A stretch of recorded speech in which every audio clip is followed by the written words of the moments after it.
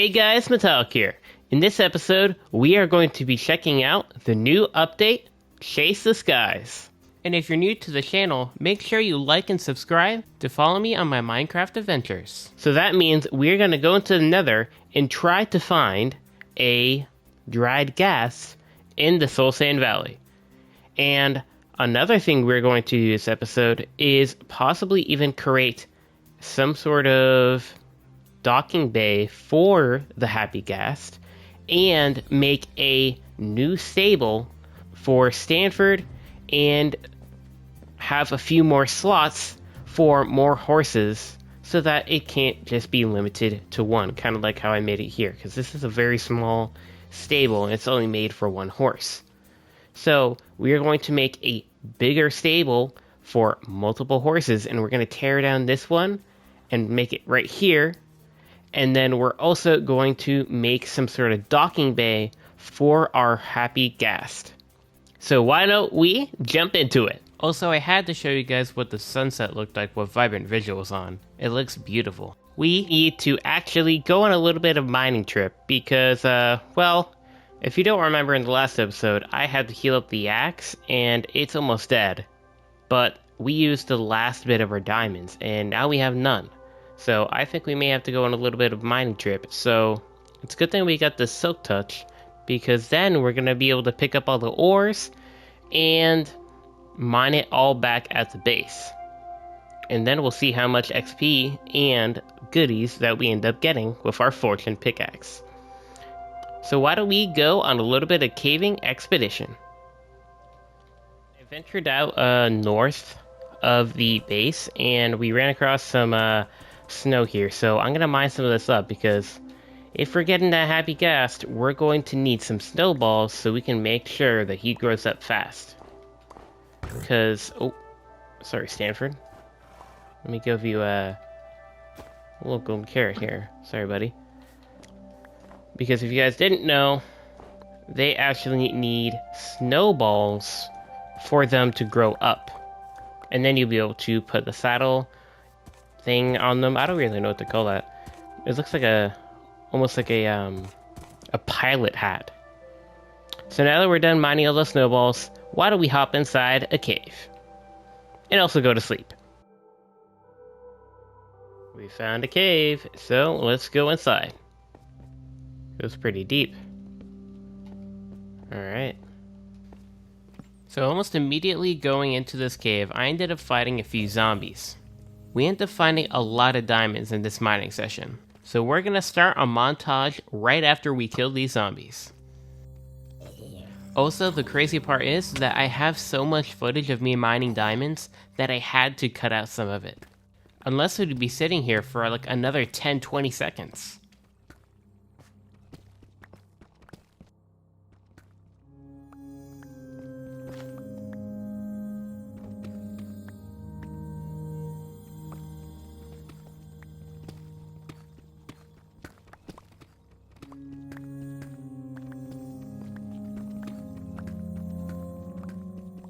Alright guys, and we are back home, and we got a ton of goodies. Look at all those ores. So I'm going to put Stanford back in his stable real quick, and put away some of the stones so our inventory is a little bit more cleaner. And then we're going to mine all this stuff up and see how much we get. So guys, let's see how much goodies we end up getting from all these ores.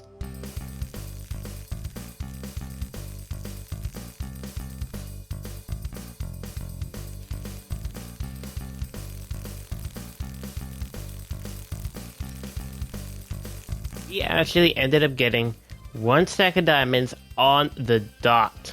So yeah, that's a lot. Now we'll be able to make and heal a lot of tools in the future.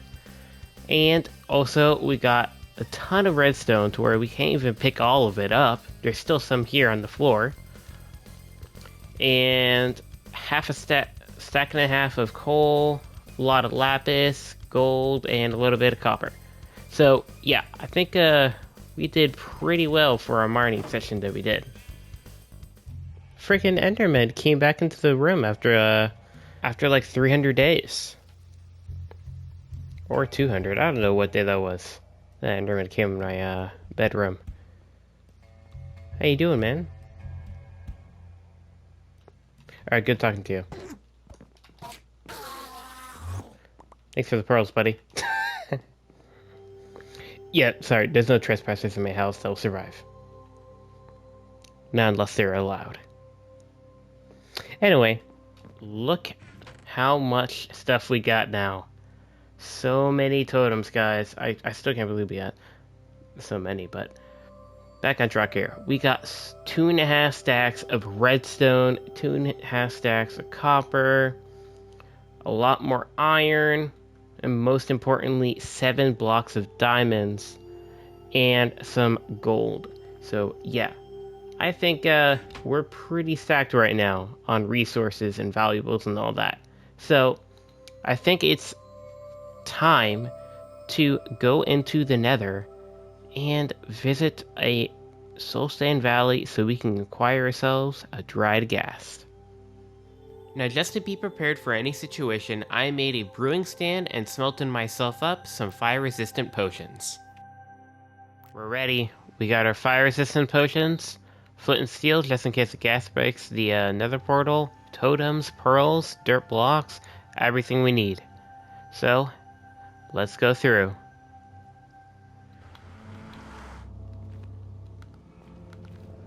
Alright, we're through. I saw a pigling almost immediately, so I think I'm gonna have to get the shield instead of the totem. Because those guys hit pretty hard and I missed his head. Alright. The only issue is I think we may end up having to find another soul sand valley or just have to explore a little bit more than I want because we've already went through this soul sand valley before. Yeah, so that was an issue. So I had to resort to actually crafting the dried ghast. And well, looking at this recipe here, it actually has 8 ghast tears. And that means I have to kill a lot of ghasts. So yeah, this is gonna be pretty tough to get all those ghast tears. But before I actually decided to actually make this decision, I actually was still searching for a soul sand valley, and when I was doing so, I actually ran about some ancient debris. What? What? There's no way. This is 80. This is Y level 80. How the hell would this find ancient debris? There's no way. What?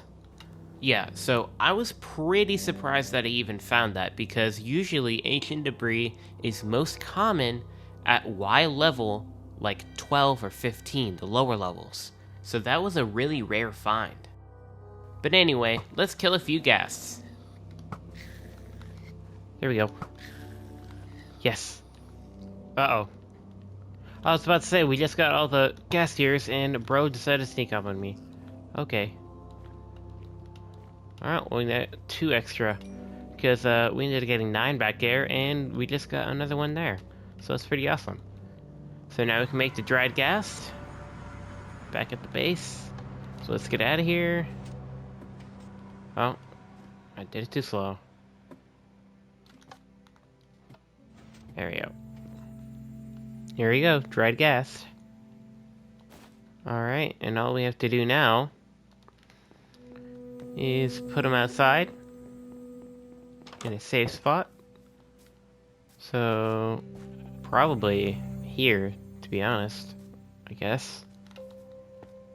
Or, where we're gonna put his little enclosure, which is gonna be over here. You can put him right here. Clear out this grass. Plop him down right here. Put some blocks around you. And put some water. Alright. Oh, and there you go. I can hear him.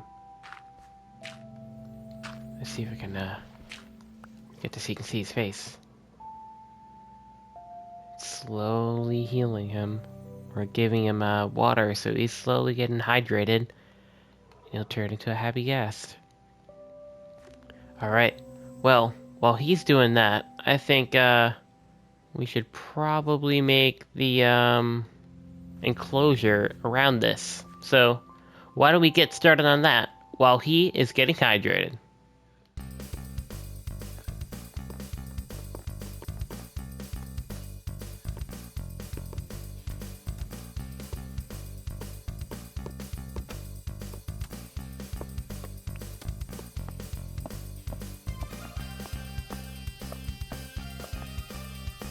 We completed making the enclosure here, and I wanted to make a roof on top of it for now because, well, he's gonna be really tiny at first, and I don't want him to be able to fly away, and that'll probably be bad because I don't have an elytra to fly up and get him. So I think the only way for me to lead him to me without a lead, if I can't reach him, is a snowball. The chance of me not being able to get in reach of him with the snowball is pretty likely, so I just want to be able to make sure that we don't end up losing our little guy here, which is almost about to turn into a Happy Ghast right now. I think we're just gonna keep an eye on him until it happens.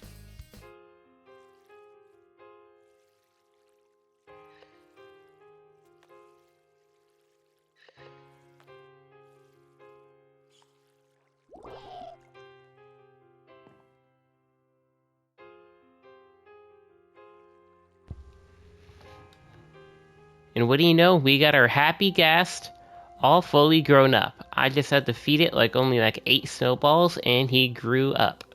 So, kind of sorry about not showing you guys the process of him growing up all the way, but kind of lost the footage.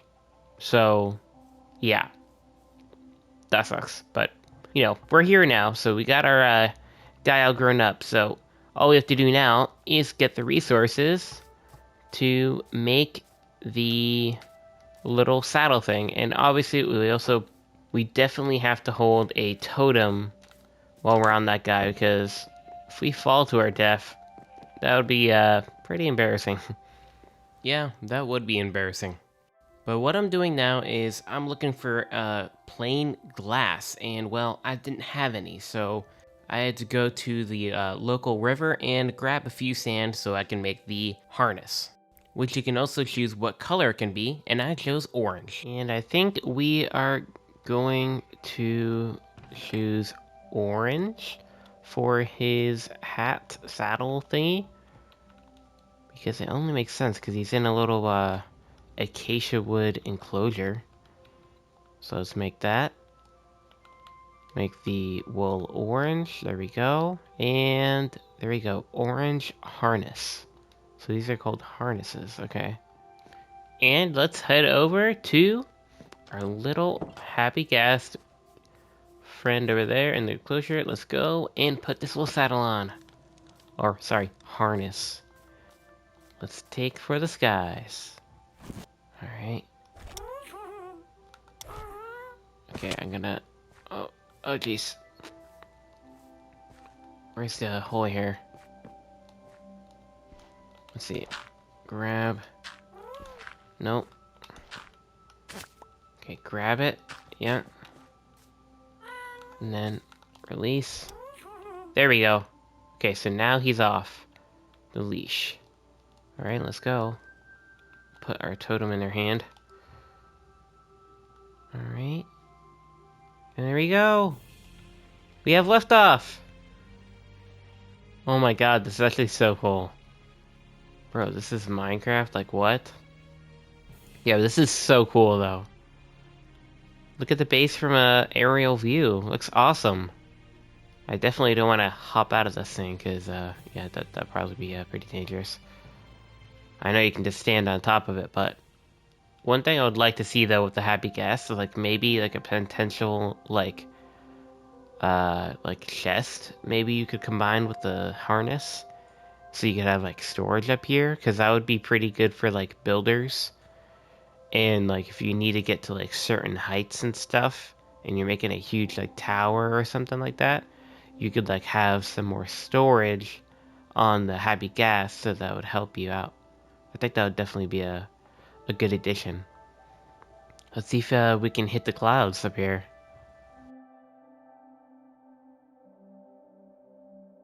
We're almost there.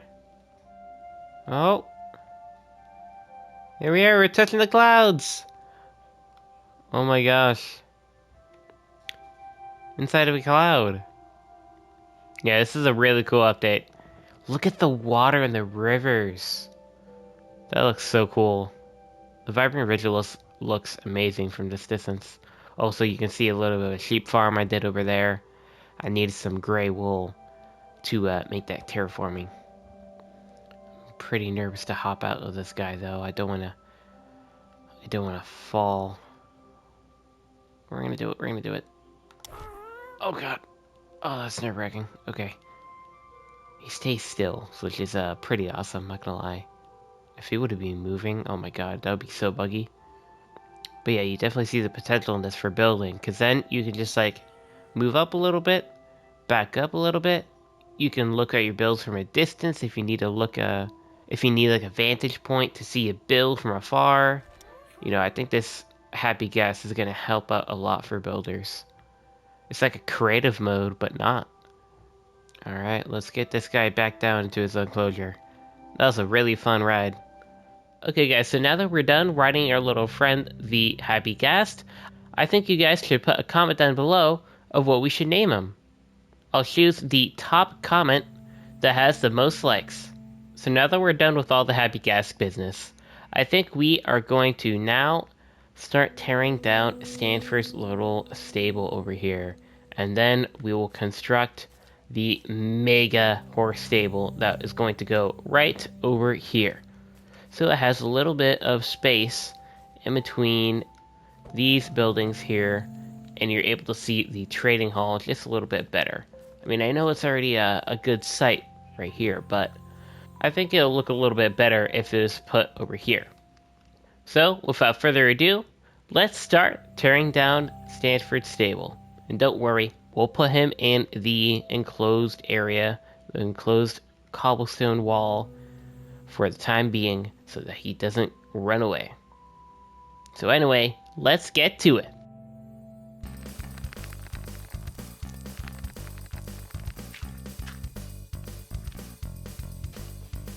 So right after tearing down Stanford's stable, I immediately went and gathered all the resources I needed so that I could make the new and advanced one. Completed resource gathering, and we got a ton of materials. So we're ready to do that. We're ready to build the stable. But one thing I wanted to do before we started is breed up Stanford and this horse. Yeah, this guy is going to become a speed demon, because they're both really fast, and I'm pretty sure this horse is a good jumper, yeah. I think he can jump 4 blocks. Okay, this is 1, 2, 3, 4. Yeah, he can jump 4 blocks. So if we go grab our hay bales and a saddle real quick, like that, and test them out. Here we go. Oh, that's buggy. What's happening? What is happening? What is he stuck on? What? That was weird. Okay. Well, like I just said, there you go. He's a really good horse.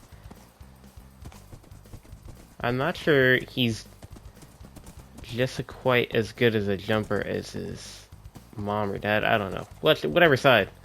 Yeah, he can only do 3.5. But yeah, I think he's pretty fast. Good addition to the trio of horses we got. Alright guys, so now we did all the horse business. Let's start on making this stable. So you can see me here putting down wooden beams for the stable. And not too long after, I end up putting a little bit of a spruce plank trim that goes in between the beams. I'm making the front door with some open trapdoors to give a little bit of a rustic feeling. And also, if you don't notice, in the mix of the oak planks, I also put beehives because it actually gives a little bit of a different texture just to mix things up. And also, it blends so well with the oak planks. So now that we're done with the walls, let's move on to the roof, which you can see me here using the trap doors for the ends of each side.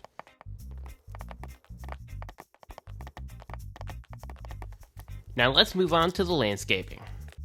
And since this is a stable, I wanted things to look a little bit dirty, though I don't record it, but I also put in some dead bushes and grass. We finished building the stable, and it looks amazing. It blends perfectly with the dock. I made a little pathway leading up with some like dead bushes and dead grass and all that going around the whole entire build. And I also used man-made beehives, or whatever you want to call them, in here to mix up the texture of the oak wood planks. I think that detail definitely came out really good, and it kind of looks like there's almost like nails popping out. Looks really cool. So I have a side door here. You can go through the pen or the entrance for the horses here, or you can take the left side and enter through the door. And as you can see, we have signs here with the horses' names, and obviously these signs aren't filled in with names yet because, well, they're not named yet. So yeah, I think this build came out amazing, and it blends perfectly with the style that I'm kind of going with here. And I know that this build over here, I'm sorry for the rain, I really wanted for it to go away, but I know this build doesn't blend as well since it's with the red mangrove. So I'm going to put down a tree here, and maybe that will blend it a little bit more. So next episode, I think we'll make a tree right about here. And I think that'll blend things just a little bit. So yeah. With that being said, I think we're going to end the episode. Guys, I think we had an amazing episode checking out the new Chase the Skies update. I think it was a very good addition, especially with the Happy Ghast. He's a really cool mob. I definitely think the Happy Ghast is going to be a good addition for builders and a good way to get to places if you're making a large build. And also, you can now actually craft saddles in the crafting bench with, I think it's a 2 iron or a single iron and 3 leather. So yeah, pretty useful. So now you don't actually have to go in a mine shaft or dungeon or whatever you need to do to find a saddle. Now you can just craft it. And also, I think the stable that we made down there for all the horses came out amazing. It definitely fits in this world so much, and I really love it. And of course, the little enclosure we made for the Happy Ghast. We definitely have to do a little bit of terraforming around this for it to fit in a little bit more. And I think that's really all. So with all that being said, I hope to see you guys in the next one. Make sure to like and subscribe, and I'll see you guys there. Peace out.